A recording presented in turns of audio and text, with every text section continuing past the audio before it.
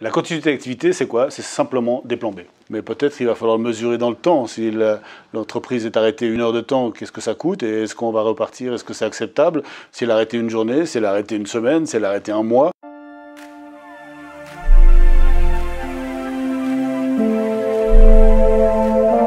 Salut Charlie.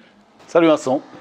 Là, l'objectif, c'est qu'on va parler de avons-nous des plans de secours pour assurer la continuité de nos activités en cas de problème. Alors déjà en préambule, est-ce que tu aurais une manière extrêmement simple de résumer à ceux qui n'ont jamais entendu parler de continuité d'activité, est-ce qu'on a une phrase simple ou un mot simple pour dire qu'est-ce que c'est que la continuité d'activité? La continuité d'activité, c'est quoi? C'est simplement des plans B. Un plan B. C'est-à-dire que quand ce qu'on essaie de faire de manière prévue, ça ne fonctionne pas, on a une alternative finalement pour... Exactement, Okay. exactement. Si on prend l'exemple d'une chaîne de production, par exemple, voilà, la chaîne de production est arrêtée pour une raison ou une autre, quelle que soit la crise, hein, d'accord, et il va falloir trouver une solution de contournement, un plan B, pour dire il faut qu'on reprenne la production, donc l'activité, le plus rapidement possible. Et ça, évidemment, on ne va pas pouvoir le faire pour toute l'entreprise. On va sélectionner les activités critiques de l'entreprise. Donc en fait, au moment où on a une entreprise qui a forcément plein de processus, plein d'activités, on va devoir sélectionner dans un premier temps, en tout cas, quelles sont les activités qui sont les plus rentables pour l'entreprise, celles qui ramènent le plus d'argent. Inversement, peut-être celles qui coûtent le plus cher si elles sont arrêtées. Et puis on va donc déterminer un certain nombre de processus ou de procédures pour avoir des alternatives de fonctionnement en cas de rupture d'activité. Voilà, des plans B. Et c'est exactement ça. Okay.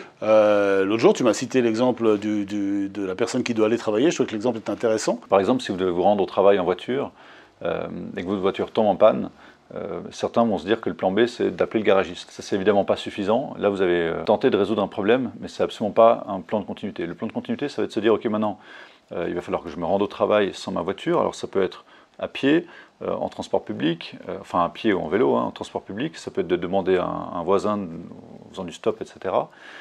Puisque là, on va commencer à avoir une alternative pour nous rendre au travail. Simplement, même pour les transports publics, il faut peut-être un billet, il faut peut-être connaître les horaires. Si on a un délai de 45 minutes au lieu de 20 minutes pour se rendre au travail, on va arriver en retard. Il va peut-être falloir prévenir nos collègues, notre patron, comme quoi on est en retard. Donc il va falloir avoir son numéro de téléphone. Et tout ça, ça fait partie un petit peu de cette organisation qu'on peut avoir. Quand on parle d'un plan de continuité, ce n'est pas juste de dire je vais le faire différemment, mais c'est aussi quelque chose qui se prépare, comme tout dans la continuité. Complètement. Parfait, c'est exactement ça.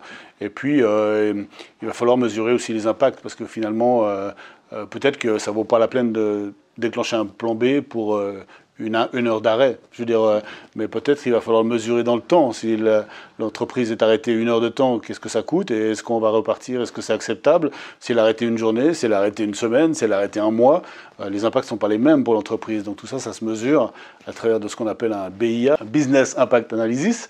Et effectivement, toutes ces données vont vous permettre en fait de définir exactement quelles sont les activités que vous devez maintenir. Donc, quelles sont celles sur lesquelles il faut un plan B. Puis on va travailler avec 4 sources, globalement, hein, qui soutiennent les activités. Voilà, on peut dire c'est l'IT. Donc, ce qu'on parle d'IT, c'est tout ce qui est informatique, système d'information, télécommunications, etc. Il y a tout ce qui est logistique, donc les transports, les chaînes de production, les bâtiments, etc. Il y a tout ce qui est ressources humaines. Ça peut être les compétences clés, les comités de décision, la main-d'œuvre, simplement. Et puis tout ce qui est fournisseur.